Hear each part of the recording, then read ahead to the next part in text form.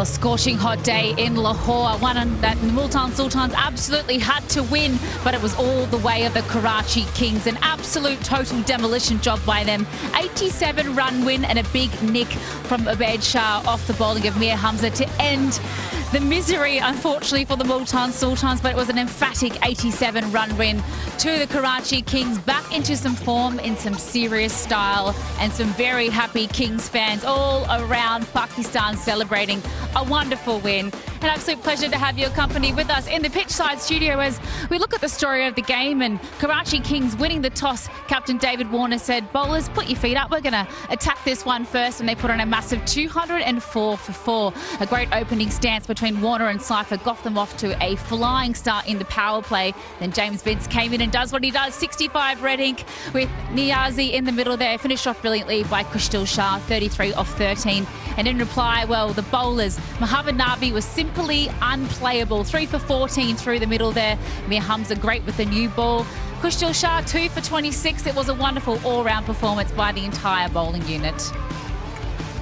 And what does that do to the standings now? Well, Karachi Kings, wonders for their net run rate. That's what's happened. They go straight into the positive now, sitting in 4th on 8 points. But as you can see, 2, 3 and 4, a big log jam there with Islamabad United still sitting pretty in 1st.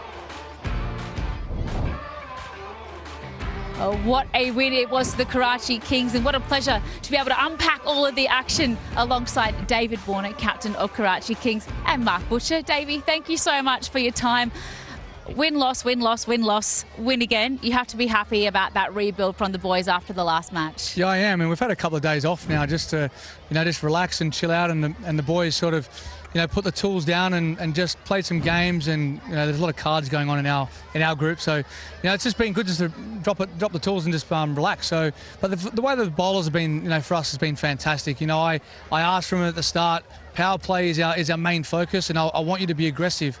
I don't want you going defensive if you start getting hit. I want you to still be that aggressive, or take that aggressive mindset and try and take wickets, because I think that's where the game is won or lost. And we know the stats of the game: 3 in the power play, you generally win most of the game. So look, the way that they've been going, I've absolutely enjoyed that. Oh no, I was going to say well done. I mean, what a performance. The bowling aside, batting-wise, yourself and Tim Seifert came out flying in the power play. Slight disappointment perhaps for both of you to get out in a flash there, having got off to such a flyer. That's my pet hate in this game, is losing 2 wickets back to back, and I knew that as well. But we both just spoke about the wicket was so true, and it was in your zone to go after it, and that's what I mean by still taking that positive approach and mindset. And I spoke about it before with Uruj, is that Vincey, we know he's going to come in and play the way he does, and if we can set the tone for that, he can bat around the younger guys. And for them to come out the way that they played today was the group that I know. And I know Niazi's been in and out of the team, but we know what he can do. Kush has been all round fantastic for us, and that last game, we know how much it hurt us as a group, and for them to come out and still have that positive approach, I was extremely proud. A lot of sways and momentum right throughout that innings as well. I want to ask you about the conditions, because in both sides we saw the middle overs be really important, the spinners, particularly you with Mohammad Nabi coming in and really taking the game away. But how did you actually see that wicket playing out there? Because you guys look like you're on a totally different surface to the Paul Sultans. Yeah, and look, I probably wouldn't have bowled Nabi and Kush that many if Farway didn't go down with a slight hamstring injury. So for me, I felt like the more pace you took off it, the harder it was to hit. And if you're that type of fast bowler that can really rip it into the wicket, you'll have a lot of success on there. And that's one thing that Vincey said to us when we came off. If you're going to bowl wide, it has to be really into the wicket. And I think Dave really did that early on to us, and it was hard to get that momentum of when the ball's into the wicket to try and hit pockets. So that was the hardest thing to do. And our spinners, they did the same thing. Like Nabi, I think he was bowling at 70 Ks at one stage, but he's so cagey. He's bowled on these type of wickets for so long. But the President and Kush, I felt, bowled outstanding. It was brilliant to watch them go about their business, actually, because tell us a little bit about Mohammad Nabi. I've seen him play all over the world.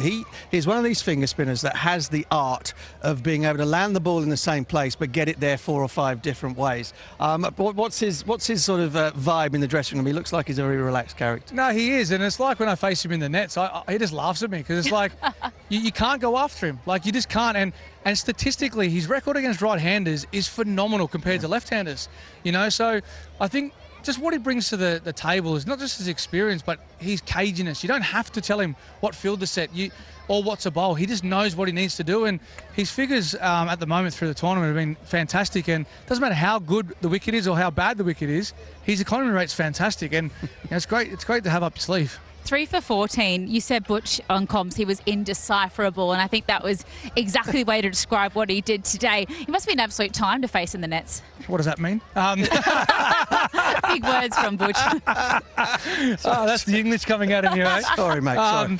No, but that's exactly what he is, and that's how he operates, and it's just the experience. He's played for so long, in international cricket for so long as well. Played in these franchise tournaments for so long, and as I said, just to have his experience there and work around this group as well, it helps me. It really helps me to have him, Haas, and even Shah Masood, the Pakistan captain as well. To have those guys here to help myself and the rest of the international guys is outstanding. Obviously, the language of the game is something that's well known. But how has it been with you, with all the Pakistani guys and the Urdu bouncing around in the dressing room? How have you coped with captaining a team from this part of the world? Look, the good thing is everyone's very receptive with how we want to play the game, and we all come from the background of playing cricket, but so different of the way to play.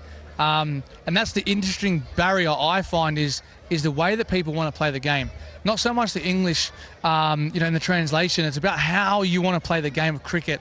That's where I find sort of the language is. It's how we play the game. And when you buy in as a team and coming over here and trying to, sort of take our kind of aggressive approach as an Australian and lift the spirits of the boys and say, no, this is what we need to do. The game is to score runs and take wickets.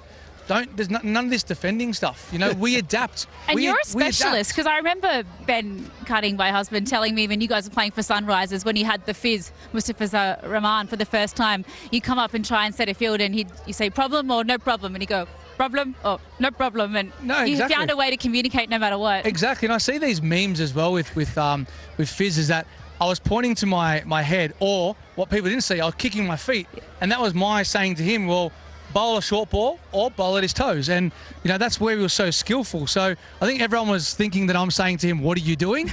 But it's the language barrier that you have to actually have with the communication of cricket. So just explain for the folks at home what you mean about this, sort of like the intentions of the team and the difference that you want to bring into it, and how you want them to basically to read the game for themselves in a much more attacking style. What does that mean practically? The perfect way to explain it was the last game that we played. We were in such a comfortable position, but we just went into our shell with the batting. We didn't look to rotate strike. We sort of just, milked it around and lost wickets at those times that we didn't need to. So if you keep taking the game on and looking to score, putting pressure back on the bowlers, that's what I say about being positive. And with the ball, it's about looking for wickets, but not searching. It's bowling the zone that you need to bowl. If they hit you off a good length and a good ball, that's the game of cricket. It's going to happen. As a batsman, I want to put pressure back on the bowler, but I'd rather you stay there longer than change your mindset and change the field. Because in that first 6, you've only got 2 fielders. Yeah. And of course, the batsman's trying to look outside that circle to hit. We're talking about putting pressure on the bowlers. That's exactly what you yourself did at the top of the order in the power play. Let's relive David Warner's boundaries.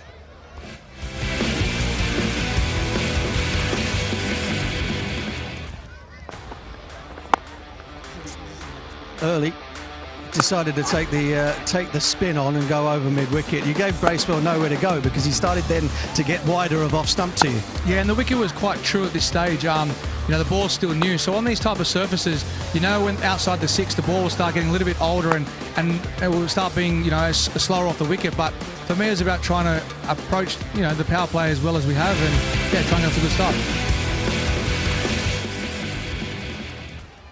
Perfect start. Then James Vince and Kushtil Shah came in at the end and put the icing on the cake. I just wanted to ask you about Kushi, because Pakistan's been crying out for a power hitter, particularly in the back end, to try and finish the games for the national squad. And under your leadership, we've already seen him flourish. What's your communication been like with him, and what kind of confidence have you given him to be able to finish these games for you at the back end? Yeah, look, he's got such a unique swing of the bat as well. It's something that, as us left-handers, I couldn't do that. And when he's looking to hit straight, he's so powerful. And that's one thing I try and explain to the guys is when you got good wickets, if you're looking to hit straight, you end up hitting it to mid-wicket or square leg, right? But if you're looking to hit square of the wicket, you're probably not going to time the ball as well as you like.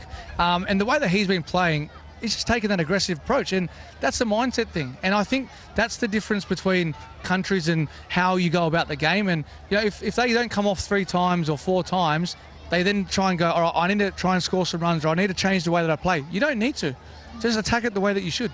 Yeah, well, brilliant performance today. Congratulations on a huge bounce back. I can see your media manager just eyeing you off to get you on the team bus, so we will let you go. Thank you so much for your time. Love having you a part, and well played today. Thank you both. Cheers. Thanks, mate. All right, we are off to a very short break here in the pitchside studio, but do stick with us. Of course, we've got another game to come and still a bit more to chat about with the game we've just seen.